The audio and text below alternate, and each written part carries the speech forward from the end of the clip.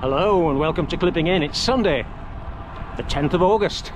These Clipping In videos are like buses. You wait a fortnight and then two show up in a couple of days. Well, today we're going to revisit an old favourite, hopefully in beautiful weather. We're going to do the two aerials.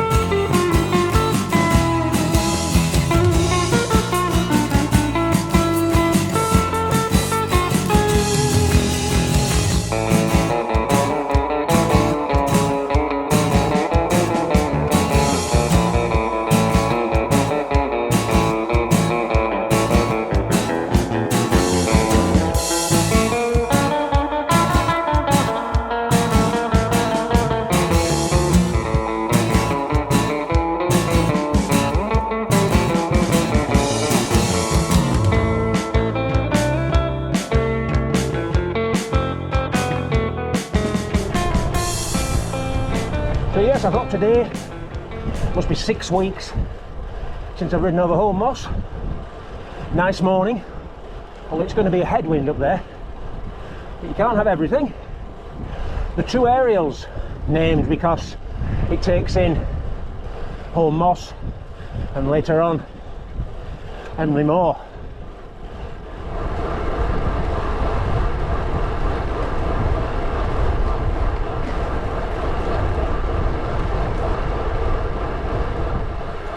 That right turn there goes up to Digley, one of the alternative routes for this side of the Moss. I'm passing Homebridge Church.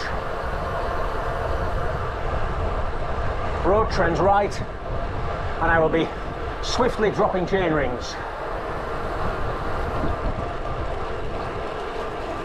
Whoosh.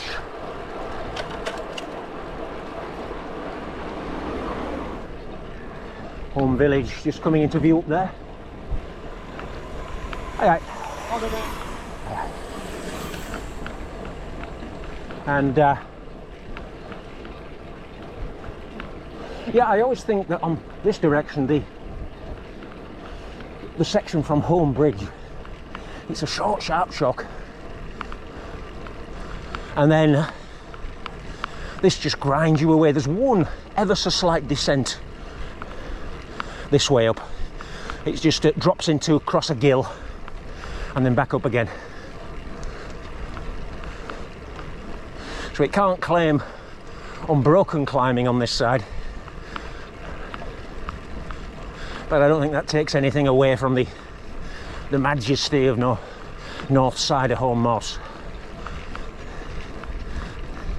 Thinking about it, there's a tiny descent on the Argelès side of Tourmalet, where you also have to cross a gill, so it's in good company.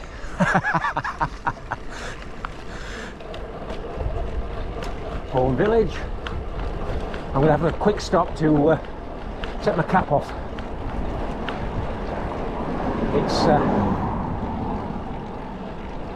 It's too complicated with helmet straps, glasses and cap.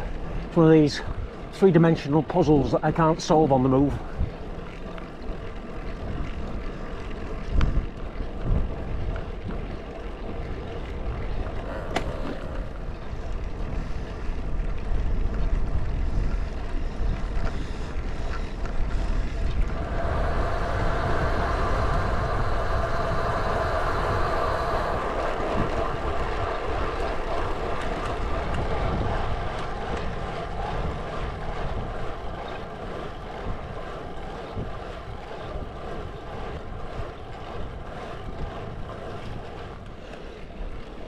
So just past the faded paint marks on the road saying 1 mile to the top. The crux pitch in climbing terms is this next quarter mile. I've seen various gradients for this, some as high as 14, 15, others saying it's 11 to 12. I don't know. But when it's a headwind, That always adds a little bit on, doesn't it?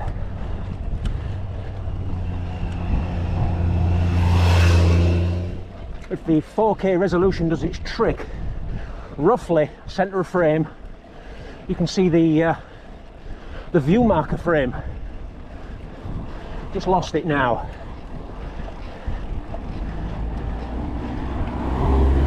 Get past this sign, you'll see it again.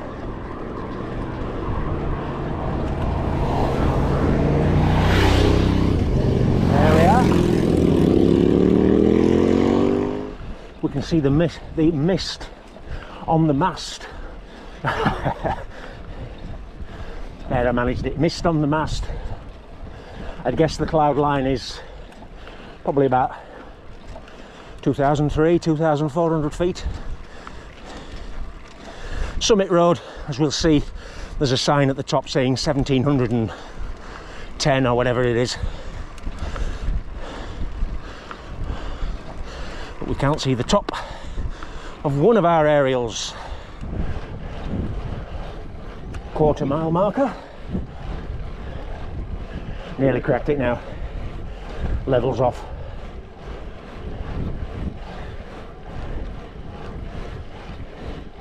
And you can see that viewfinder picture frame. Just there, left. On it. I remember now why it's 8 years since. And here we are. Quick pull in, get my cap on. It's going to be cold, a little bit damp down the Derbyshire side.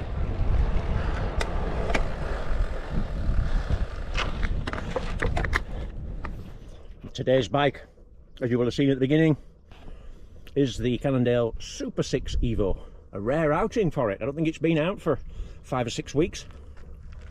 And regular viewers might be wondering if the stuff in my bottles is slightly darker than usual. It is. Today I'm on the Vimto.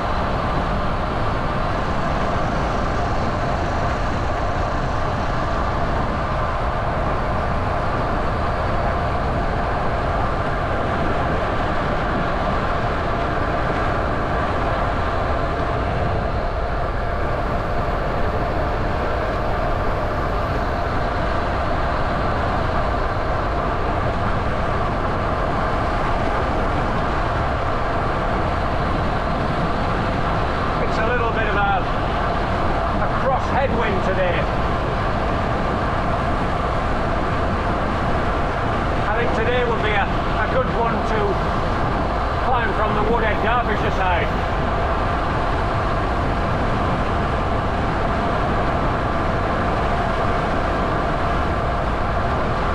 Of course, videos showing that climb are available in this emporium.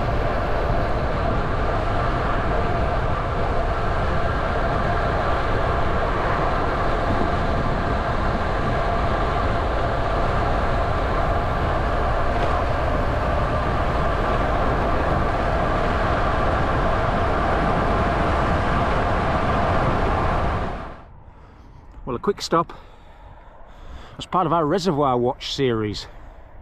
There's a good view here of the Woodhead, and I've never seen it. It looks completely empty, and you can see how it's grassed over in the areas that are normally underwater. Wow, that is something. This is part of a chain, the Longdale chain of reservoirs. So now I'm crossing the Woodhead Reservoirs on the little viaduct. I was hoping, I've kept clear of the Woodhead Pass for the last 2 or 3 months because the closures and HGV restrictions on Snake have almost doubled the volume on this road, at least through the week. I'm hoping today, with Sunday traffic, because it's still only 9:30, it might be quiet, but so far it doesn't look that way. Wow.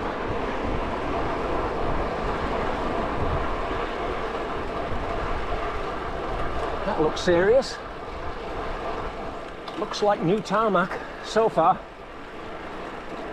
which is always welcome. I think what's happening, traffic levels are lower Sunday morning, but there's some kind of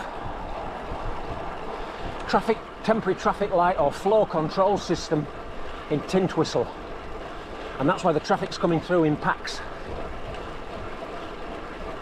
With it being a Sunday, there's not a lot of heavy stuff, so the cars can generally flow a little better.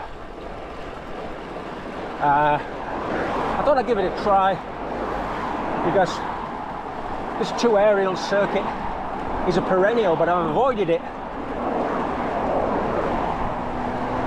with the altered flow. We'll see how it goes. The Longdendale Trail pops out on the right and then crosses over, heading left of our frame. That lay-by we've just passed seems to be popular with walkers and bikes in car people. Almost ready for the turn off for Dunford Bridge. You know, when it's quiet, I think the Woodhead Pass Road is quite dramatic, quite spectacular. It's just unfortunate that most of the time there's a traffic level that doesn't let you look around and appreciate your surroundings. Mind you, I think the M6 motorway around Teby, the Howgills, pulling up to Shapfell, I think that's so impressive. There you are. Make a note of that. It might come up in a cycling themed pub quiz one day. Highest point of the Trans-Pennine Trail.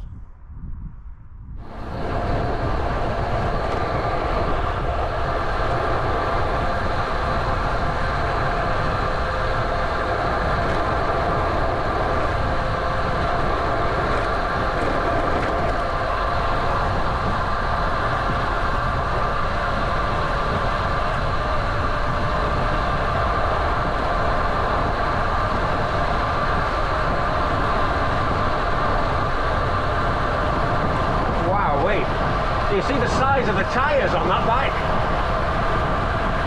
Oh.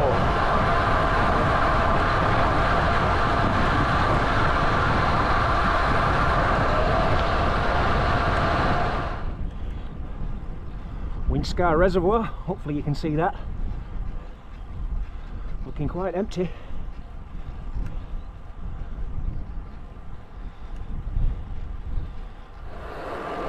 So we've waved goodbye to Holme Moss and Woodhead and the very high Pennines, but as you can see, right of centre, our next destination, Emley Moor Tower.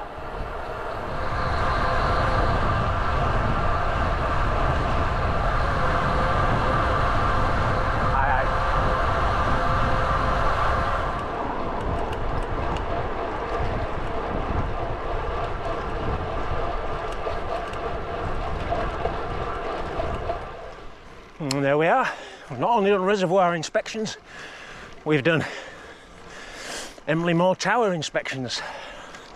We've got the lot. I'm on Wakefield Road. I've passed Grangemore roundabout.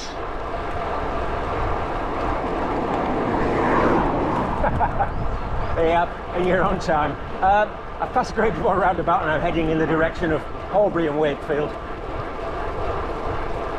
This is the road that passes the mining museum.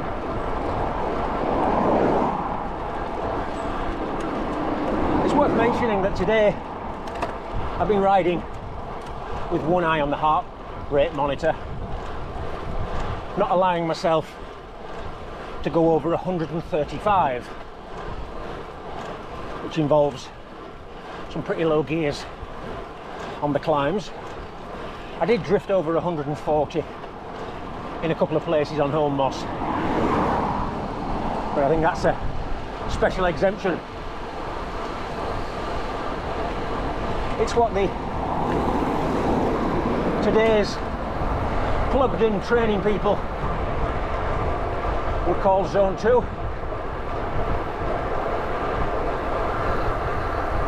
But now as I'm approaching 3 hours of riding time, I'm getting to that, what they call decoupling phase, where for a fixed power loading, your heart rate starts to drift upwards.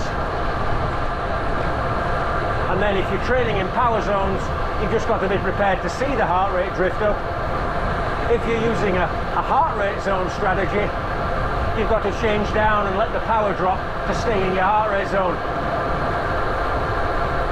And if you're like me, incredibly unfit, then yeah, you make it as easy as possible so that you can enjoy it and not leave you shattered for Tuesday or Wednesday when the weather looks decent and I'm hoping to get out for a couple of hours on each day.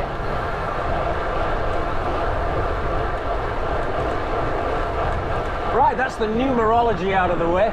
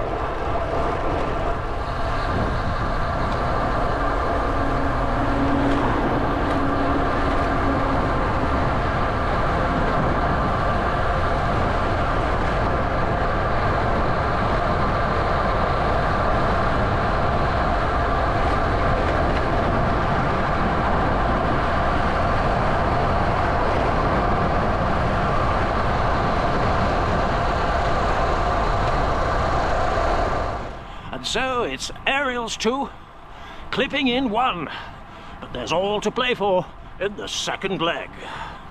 Yes, there is everything to play for in the second leg, and the third, and the fourth.